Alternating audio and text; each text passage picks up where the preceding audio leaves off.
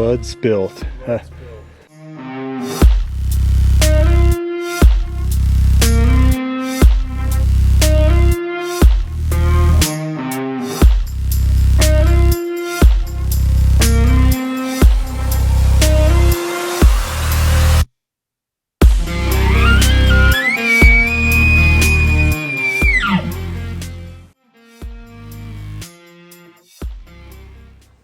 What's up, YouTube? What's going down? Bros before bows here. So today we're gonna try a little bit different video, a little bit less action, but stick with us. I promise. I promise you're gonna like what we have to talk about today. So Josh and I have kind of got together and we were talking about, and we kind of waited until all of the bows were released for this year. Basically what we're talking about is it innovation or gimmick? Yeah. So, first on the list, talk about Mathews, the Phase 4. Now, little caveat, we haven't shot any of these new bows yet. So, what we have to say may or may not be so that important, or you may just know that before we start talking about these things. You know, the Phase 4, I'm gonna say, I'm just gonna come right out and say what they did from last year to this year with the Phase 4 is a gimmick. All right. And this is why I will say that. Anybody that shot Mathews for the last 10 years knows that they're quiet and they're dead in the hand. What were they trying to achieve with the Phase 4? Quieter and I don't know that you can get much more quiet with what they did. And maybe it is. We'll find out. We'll find out if we get the chance to shoot that bow. I'm not really pushing to experience that because I know they're already, their platform that's their thing, is quiet and dead in the hand. Mm-hmm. So, and I'll have to go along with Josh with, is it innovation or gimmick?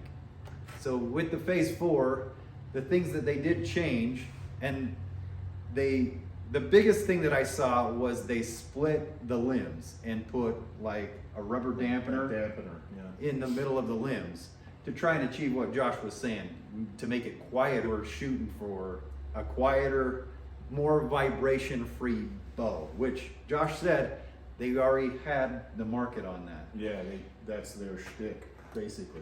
Now, let's talk about the other thing that they did. So they're the only company that has gone with the bridge lock system for the sight. So they kind of did the same thing with a bridge lock system for a specific stabilizer. Yeah, and I'm gonna say gimmick. So on this one, there's no asterisk. There's no, well, maybe it could be a little bit better than that. I'm with Josh. Straight up gimmick. And part of the reason that is because they talked about the connection point being better than a bushing, which I don't buy it. I haven't been sold on that. Now, if somebody from Mathews wants to chime in the comments, let us know. Yeah. The other thing about it that bothers me is to be able to use that system. If it is better, you got to go with their proprietary setup until other stabilizer companies start building them. And if you've ever bought Mathews accessories, they're always more expensive. They're way more expensive. So I think it's more of a money-making gimmick for them than an actual performance. Well, and that's the thing that I've always thought, that if you came up with a new material for a let's say an accessory for a bow, mm-hmm. When it comes to stabilizers, there's several companies that specialize in stabilizers. Yeah. You'd think if that was the case, if it was a better material to go with an aluminum, that or a different connection system. or a different connection system, they would already have come up with it, suggested it, worked with a bow company to do it. Yeah. And it also, in addition to that, it kind of just comes to mind, if you are one of those guys that likes to run a 10% down, or a 10 degree down, or an 8 degree down, Yeah. that I think that system kind of cuts that out. I mean, I like the idea of having variation, being able to change it back and adjust the forth, line. but I don't think it's innovation. No, I'll agree with that. All right. Anything that else was- for Mathews? I'm happy to move on. Yeah. No, Mathews makes a quality product. Their bows are solid. And we both shot Mathews. Yeah. You've seen our videos before. Yeah. I mean, we've owned them. But the thing that kind of Josh was alluding to is that since then, I don't know that much has changed. No, they haven't changed much. They've got a good platform. We could go into this for a while. Hours. Yeah. Anyways, not to bag on them. I just don't think what they've done this year has been groundbreaking. I want to talk about. I'll talk about Elite and Elite. And the reason why I want to talk about Elite is I think that they're probably the most innovative company this year, and I'll tell you why. They've never had a carbon bow, and the carbon bow that they put out is very respectable. Not that, like I said, Josh and I haven't shot it. It's getting good reviews. Great reviews, and it looks, the carbon version of the bow looks like an Elite. Mm-hmm. It's light, not as light as some, but lighter than others, and it's quiet, and like I said, people are saying that it performs well. So that's the Era, and they also came out with the Omnia this year, and both of those bows actually have one of the things that I appreciate in a bow, and it's the let-off adjustment.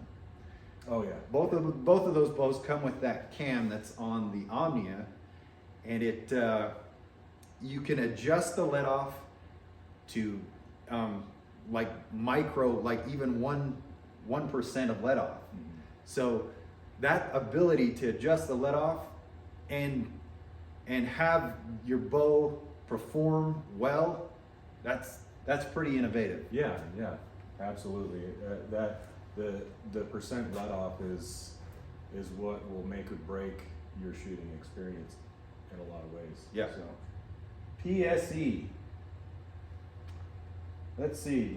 So they came out with the Fortis Unite knock-on version and the Mach 34 this year.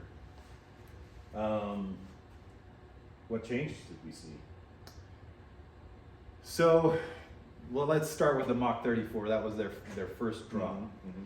So it's basically a levitate Stretched out. at 34 Yeah. inch axle to axle. So I wouldn't say that that's necessarily innovative, but they did add the spacer, the clip spacers, and I believe on all of their new models they have the screws on the axle, so you don't no longer have the clips for the axle. The C clips, and you're talking about the 2.20 tuning system. Yes. All right.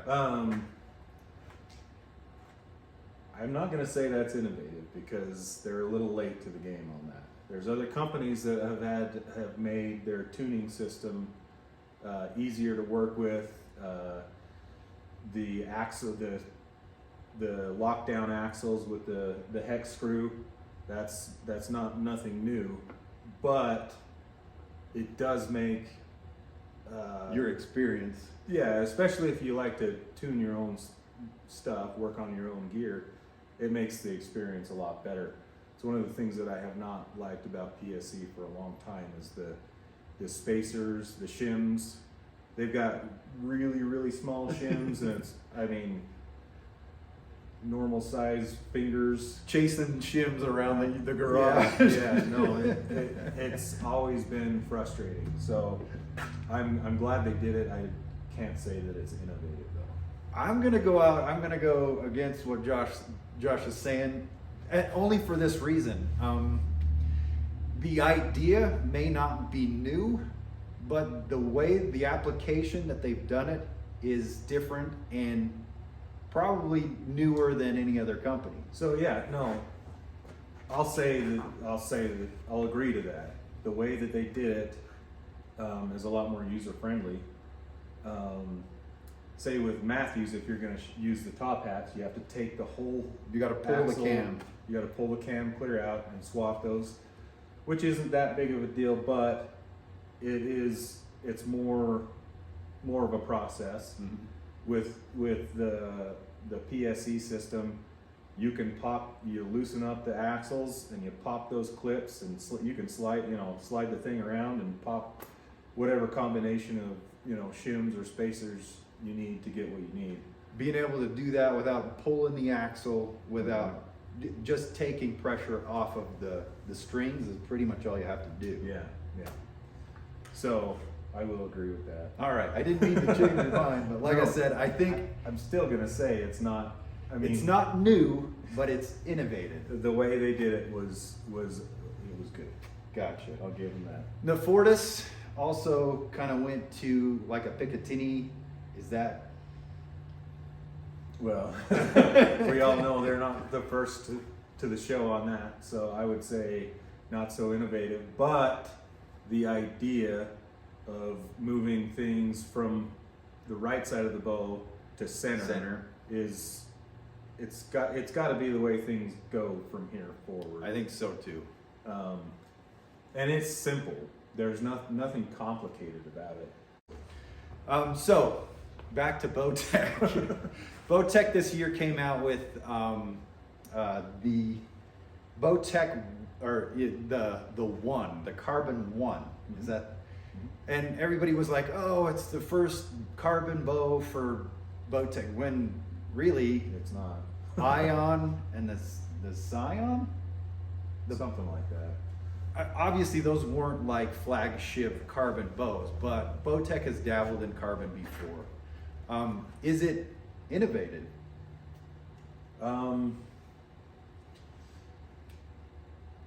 That's a really good question. It looks like a Bowtech. It looks like they've done a really good job with it.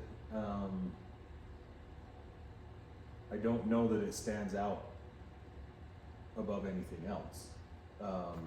It's actually one of the heavier, I would say it's as heavy as what the Hoyt carbon bows used to be. And that was one of the big things that, they took a lot of criticism for, was they've got this heavy carbon bow, so what's the point?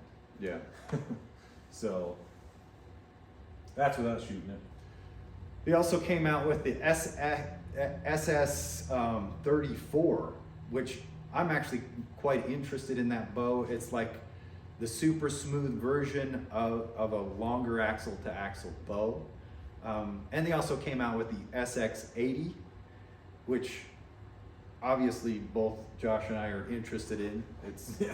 It's got the same basic specs as the SS 34, but in an 80-pound offering, which we appreciate. Yeah. Is it innovative? I'm gonna have to go with no. Now, there's a caveat to that, and Bowtech did a similar type of thing with their let-off adjustment, but they just did it with their target bow, the Reckoning, which Is innovative. that is quite innovative.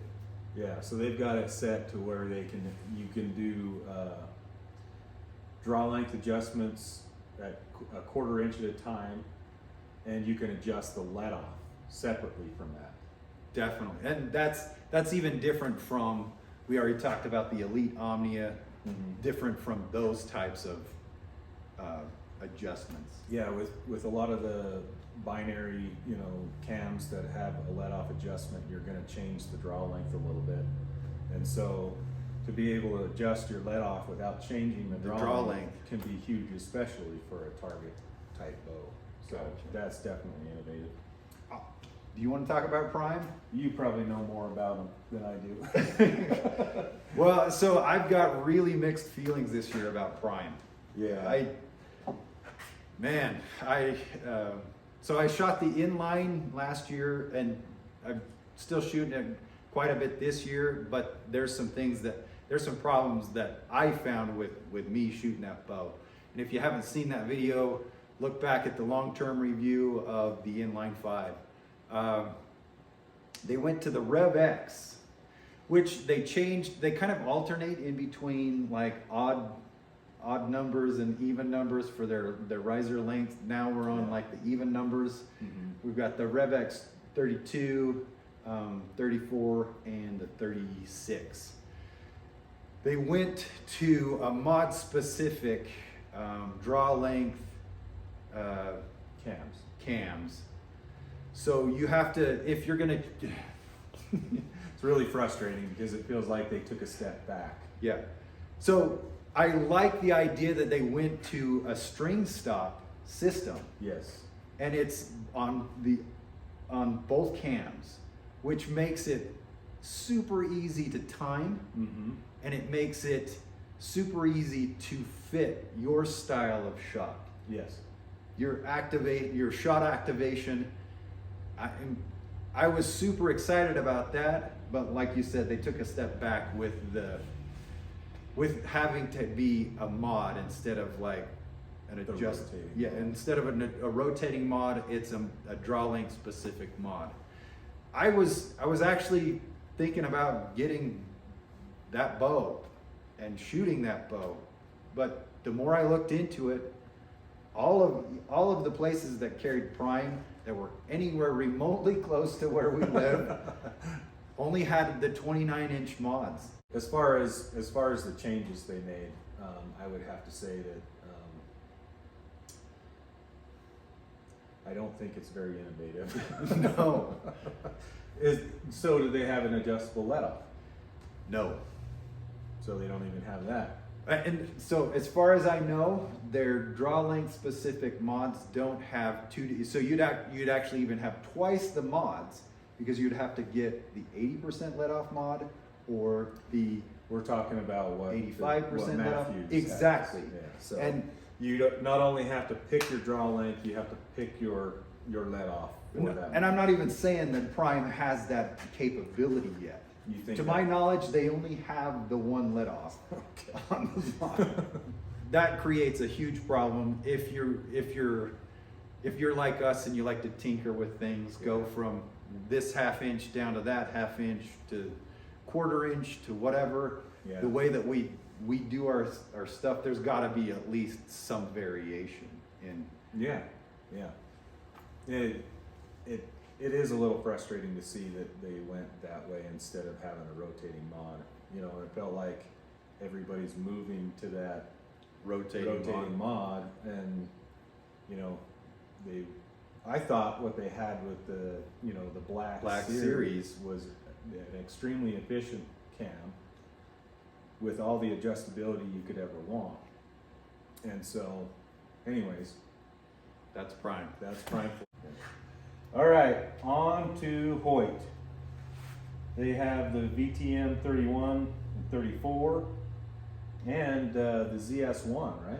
ZS1, that's correct. And that's basically a turbo model. Turbo version of I think they even used the riser from the Venom 33. Okay.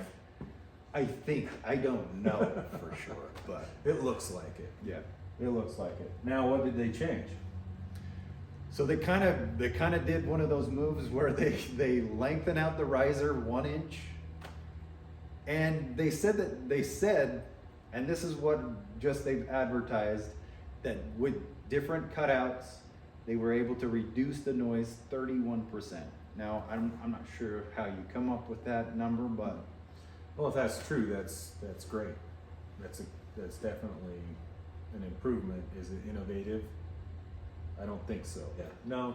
No, but they haven't changed anything. They didn't really make any big changes to really criticize or evaluate. Yeah.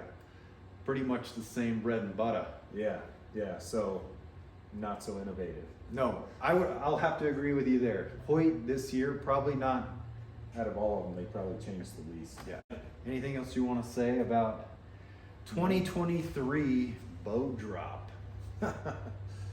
No, I mean, all in all, I feel like it was a little underwhelming this year.